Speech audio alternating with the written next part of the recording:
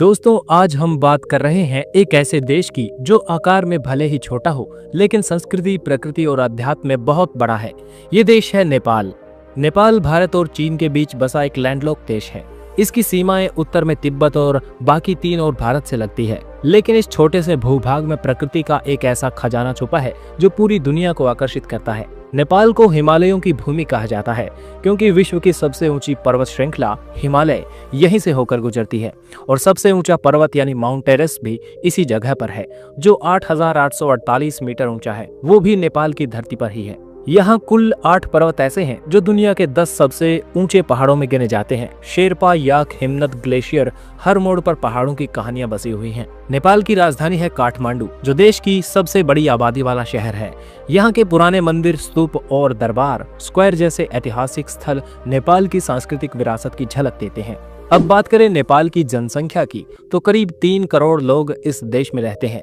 यहाँ की मुख्य भाषा नेपाली है, लेकिन हिंदी, मैथिली, भोजपुरी, थारू और अंग्रेजी भी यहाँ के लोग काफी जानते हैं। धर्म की बात करें तो नेपाल कभी दुनिया का एकमात्र हिंदू राष्ट्र हुआ करता था। आज भी यहाँ करीब 80% लोग हिंदू धर्म में आस्था रखते हैं। वैसे तो भारत में भी 80% से ज्यादा लोग हिंदू धर्म में विश्वास रखते हैं, लेकिन नेपाल एक सेल्फ डिक्लेयर्ड हिंदू कंट्री है। इसके अलावा बौद्ध, इस्लाम और ईसाई धर्म के अनुयायी भी बड़ी संख्या में हैं। बौद्ध धर्म के लिए तो नेपाल और भी खास है क्योंकि यहीं पर लुम्बिनी नाम की जगह में गौतम बुद्ध का जन्म हुआ था। लुम्बिनी आज भी एक अंतर्राष्ट्रीय बौद्ध तीर्थ स्थल है जहां दुनिया भर के लोग शांति की तलाश में आते हैं। नेपाल की अर्थव्यवस्था मुख्य रूप से कृषि, टूरिज्म और रेमिनेंट्स पर निर्भर है। यहाँ के बहुत से लोग बाहर देशों में काम करते हैं, भारत, खाड़ी देश, मलेशिया और कोरिया जैसे देशों में। जो पैसा वे घर भेजते हैं वो नेपाल की अर्थव्यवस्था की रीढ़ है। टूरिज्म भी यहाँ पर बहुत बड़ा सेक्टर है। ट्रैकिंग, क्लाइंबिंग, स्पिरिचुअल टूरिज्म और एडवेंचर एक्टिविटीज की वजह से हर साल लाखों विदेशी पर्यटक नेपाल आते हैं। पोखरा, काठमांडू, लुम्बिनी, चितवन,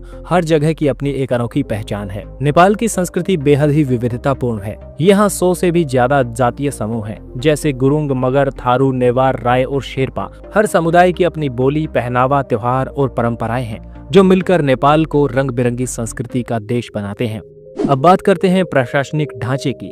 नेपाल एक संघीय लोकतांत्रिक गणराज्य है। 2015 में यहाँ नया संविधान लागू हुआ और देश को 7 प्रदेशों में बांटा गया। नेपाल का राष्ट्रीय ध्वज दुनिया का एकमात्र त्रिकोणीय झंडा है जो इसकी अनोखी पहचान को दर्शाता है। अब थोड़ी बात करें नेपाल और भारत के रिश्तों की। नेपाल और भारत के बीच सदियों पुराना सांस्कृतिक और धार्मिक संबंध है। सीमा यहाँ पर खुली हुई है। बिना वीजा के लोग एक दूसरे के देशों में आ जा सकते हैं। भारत की तरह नेपाल में भी राम, शिव, दुर्गा और कृष्ण की पूजा होती है। यहाँ जनकपुर में माता सीता का जन्म स्थान भी माना जाता है।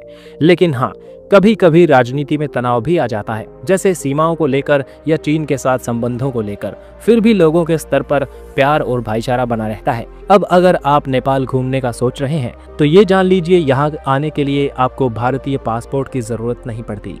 बस एक वैध आईडी कार्ड लेकर आप बस या ट्रेन या फ्लाइट से नेपाल पहुंच सकते हैं। आप काठमांडू के मंदिर देख सकते हैं, पोखरा की झीलों में नाव चला सकते हैं, लुम्बिनी की शांति महसूस कर सकते हैं या फिर चितवन के जंगलों में राइनो देख सकते हैं। नेपाल एक ऐसी जगह है जहां प्रकृति बोलती है, जहां संस्कृति सांस लेती है और जहां आत्मा को सुकून मिलता है। तो अगली बार छुट्टी का मन बने, भीड़ भाड़ से दूर जाना चाहें तो नेपाल जरूर आइए। यहाँ पहाड़ों के बीच आप खुद से मुलाकात करेंगे।